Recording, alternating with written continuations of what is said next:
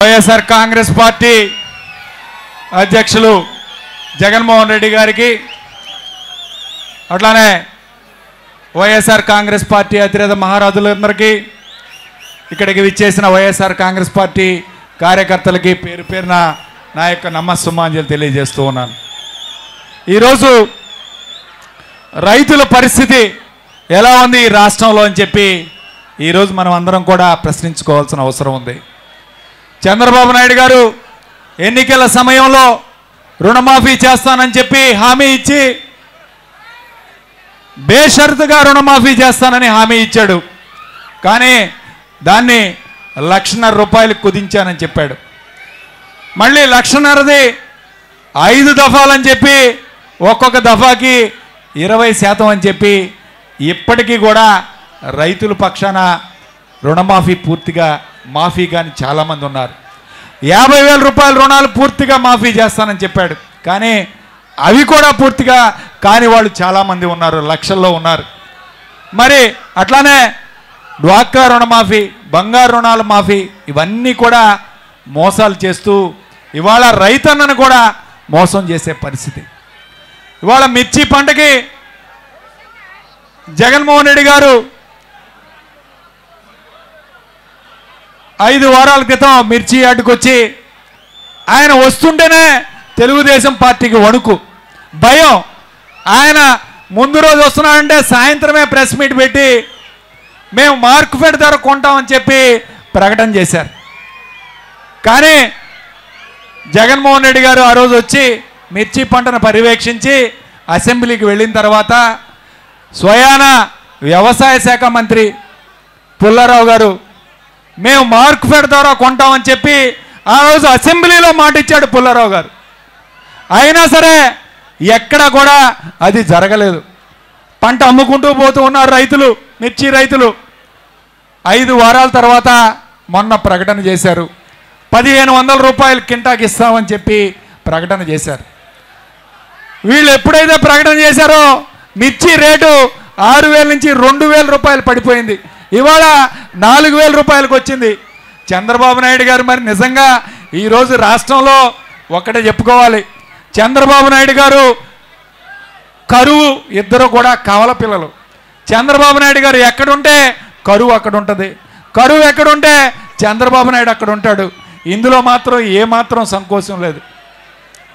3 సంవత్సరాలైంది నాగార్జున సాగర్ ఆయకట్టు కింద నీళ్ళు ఇచ్చి, ఈరోజు నాగార్జున సాగర్ కుడికాలువ కింద రైతులు ధాన్యం పండించుకొని 3 సంవత్సరాలు కావస్తుంది. పోయిన సంవత్సరం అయితే మరీ దారుణం, 188 టీఎంసీలు శ్రీశైలంలో ఉంటే కనీసం 2వ పంటకైనా ఇస్తారేమో అని చెప్పి రైతులు చాలా ఆశపడ్డారు. అయినా సరే అప్పటికి తెలుగుదేశం పార్టీ పెద్దలు ప్రకటన చేశారు 2వ పంటకైనా నీళ్ళు ఇస్తామని చెప్పి. కానీ ఎక్కడ కూడా పంటకి నీళ్ళు ఇవ్వలేదు. కేవలం శ్రీశైలంలోనే నీళ్లుంచి నాగార్జున సాగర్కి కూడా తీసుకొచ్చే దమ్ము ధైర్యం లేదు చంద్రబాబు నాయుడు గారికి. ఎందుకంటే నాగార్జున సాగర్ డ్యామ్ తాళాలు కూడా ఈయన దగ్గర లేవు. ఆ నాగార్జున సాగర్ డ్యామ్ కూడా పూర్తిగా తెలంగాణ వాళ్ళ కింద నీళ్లు తెచ్చి పెడితే తెలంగాణ వాళ్ళు ఇవ్వరని చెప్పి ఓటుకు నోటు కేసు మళ్ళీ తీసుకొస్తారని చెప్పి భయంతో ఈరోజు శ్రీశైలంలోనే నీళ్లు పెట్టాడు చంద్రబాబు నాయుడు. మరి 3 సంవత్సరాలైంది, పంటలు లేవు. పోనీ రైతులు ఏం చేశారు, ఈ సంవత్సరం మినుము వేసుకున్నారు. మినుము పోయింది, కంది పోయింది. చంద్రబాబు నాయుడు మహత్యం, ఆయన అడుగు పెడితే చాలు కరువు అక్కడ ఉంటుంది. ఏ పంట కూడా పండలేదు. మళ్ళీ పోనీలే అని చెప్పి మొన్నటికి మొన్న మొక్కజొన్న వేశారు, మిర్చి వేశారు.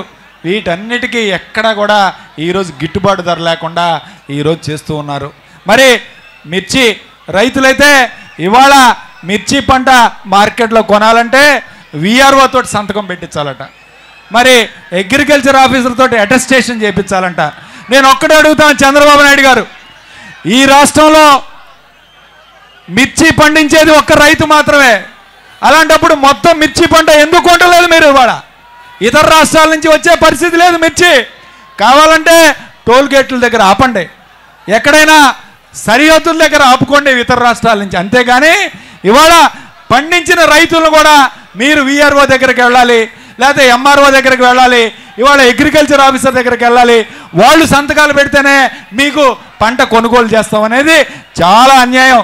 ఇవాళ అగ్రికల్చర్ ఆఫీసర్లు అందరూ కూడా ఎస్టిమేషన్ వేసి ఈ రాష్ట్రంలో మిర్చి పంట మొత్తం కొంటే 300 కోట్లు అవుతుందని చెప్పారు.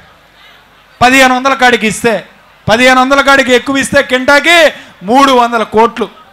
ఎక్కడ 300 కోట్లు? ఒక్క చంద్రన్న కానుక్కే నువ్వు సంవత్సరానికి 1000 కోట్లు ఖర్చు పెడుతున్నావు.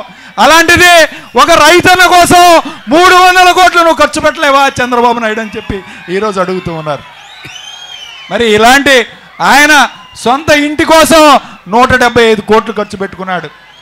ఇవాళ పుష్కరాల కోసం 1500 కోట్లు, ఒక్కొక్క పుష్కరాలకి 2 పుష్కరాలకు కలిపి 3000 కోట్లు. ఈ విధంగా దుర్వినియోగం చేస్తూ కేవలం రైతులే మోసం చేయడానికి ఈరోజు నీకు నిజంగా మనసుందా చంద్రబాబు నాయుడు అని చెప్పి ప్రశ్నించుకోవాలి.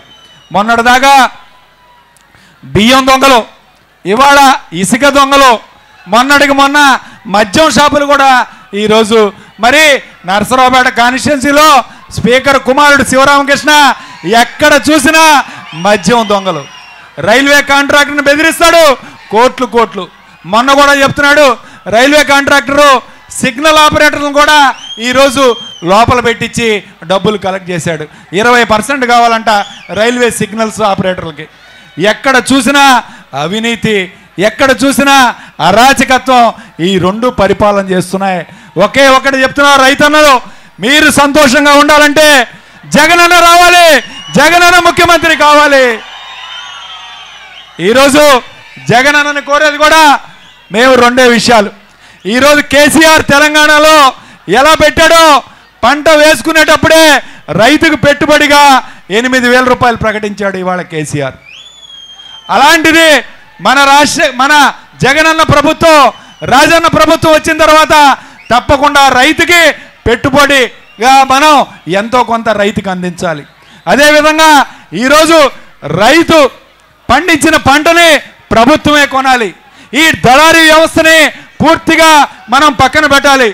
రైతన్నకి మనం అండగా నిలబడాలంటే కేవలం పెట్టుబడి అందించాలి.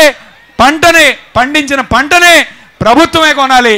ప్రభుత్వం కొనేటట్టు చర్యలు తీసుకోవాలని చెప్పి ఈరోజు జగనన్నని కోరుతూ నాకు ఈ అవకాశం కల్పించిన జిల్లా అధ్యక్షుడు మర్రి రేషాగిరి గారికి కృతజ్ఞతలు తెలుపుకుంటూ సెలవు తీసుకున్నాను. ధన్యవాదాలు.